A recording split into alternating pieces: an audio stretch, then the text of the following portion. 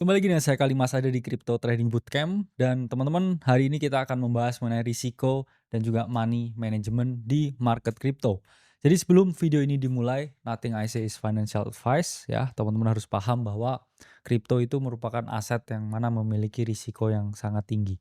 Dan kenapa secara spesifik saya membahas ini? Karena banyak sekali teman-teman di luar sana yang tidak bisa menerapkan risk management, money management secara baik dan benar hingga akhirnya mereka tidak bisa memperoleh hasil yang maksimal di crypto market dan mungkin ya terkena dampak emosional dari aktivitas yang mereka lakukan tersebut. Bukan karena dia nggak jago, bukan karena dia nggak punya metode, ya bukan karena dia salah nebak arah, tapi biasanya karena perilaku atau behavior. Ini ada beberapa bias ya teman-teman. Pertama loss aversion, kadang misalkan market turun, mereka takut lebih turun lagi, akhirnya mereka melakukan cut loss dan kemudian harganya terbang ya. Ini sering sekali terjadi.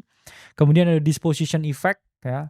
Suka kalau untung kecil ya, langsung dijual, loss gede, dia tahan terus ya, ini sering terjadi ya. Jadi mungkin teman-teman ya di luar sana ada yang merasa begitu, hijau dikit di close ya, merah lama ditahan berbulan-bulan. Ya, dan yang paling penting ya ini ada overconfident yang ngerasa terlalu pede. Kalau terlalu pede ya biasanya itu menyebabkan overtrading. Oke. Jadi leverage ya ini juga mempercepat kegagalan untuk pemula.